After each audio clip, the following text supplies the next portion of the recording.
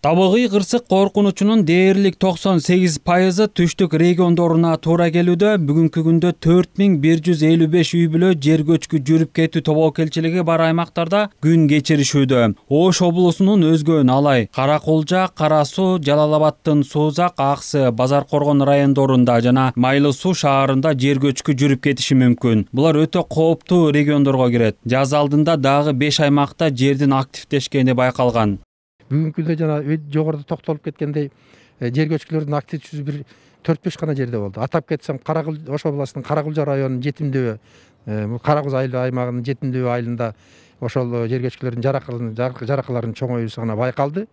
Андан кийин мына Өзгөн районунун Ири Суу, Ничке Сай айылдарында устакана участкасы деп коебуз. Ошол жерлерде жаракалардын чоңоюусу байкалды.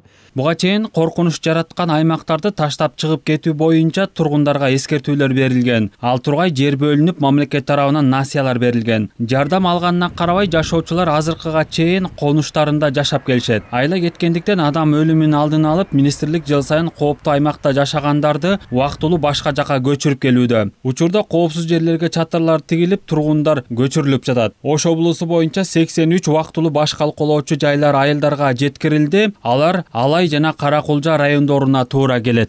Бардык райондордо кооптуу аймакта жашаган жарандарга убактылуу көчүрүү боюнча чатыр шаарчасы куруу, ошондой эле башка бир социалдык курулмалардын убактылуу болсо да ичине көчүрүп туруу иш-чаралары кызуу жүрүп жаткан учуру.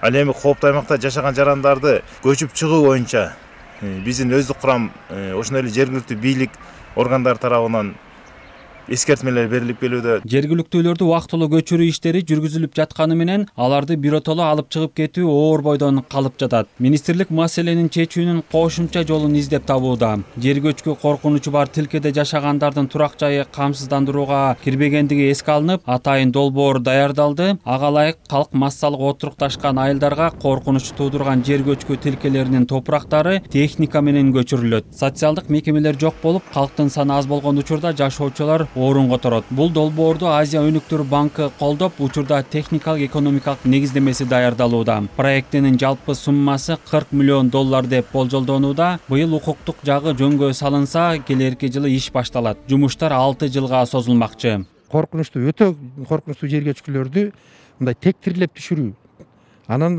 ошонун туруктуулугун камсыз кылуу, дренаждык системалар менен тектирлеп түшүрүү деген бул механикалык жол менен баягы көп массадагы бир 200 000 куб, 1 миллион кубка жакын көлөмдөгү жер көчкүлөрдү түшүрүп, ошол жердеги элди кайра эле жашоо уланта бергиле деген мындай коопсуз акыбалга келтирүү маселеси болуп эсептелет да, ошону камтылган долбоор.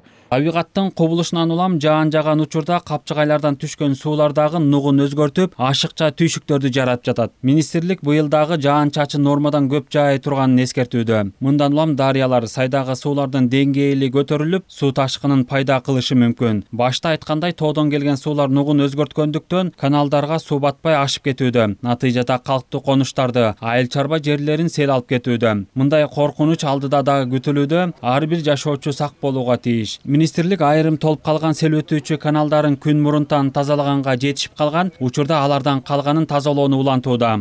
Быйыл дагы биз 300дөн ашуун объектиге жумуш жүргүзүү мерчемдегенбиз. Бүгүнкү күндө анын ичинен 106 объектте жумуш жүрүп, бүгүнкү күндө 80 объектте жумуш бүткөрүлдү. Мунун натыйжасында биз 4000ден ашуун турак жай, 1000 гектардан ашуун айыл чарба үлүш жерлери жана ошондой эле мектептер, бала бакчалар, ФАП жана башка социалдык ушундай объектилер, инфраструктура сакталды. Сел каналдарын тазалоо менен бирге дарыялардын жээктерин бекемдөө иштери ишке ашырылууда. Дамбалар салынып, таштар төшөлүүдө. Өзгөчө кырдаалдардын алдын алуу аракети көрүлүп жатканы менен канал жана дарыялардын боюна мыйзамсыз турак жай салынган көрүнүштөр жок эмес. Дүйшөн Шаршембеков, Калыбек Абдымамутов, Нью ТВ.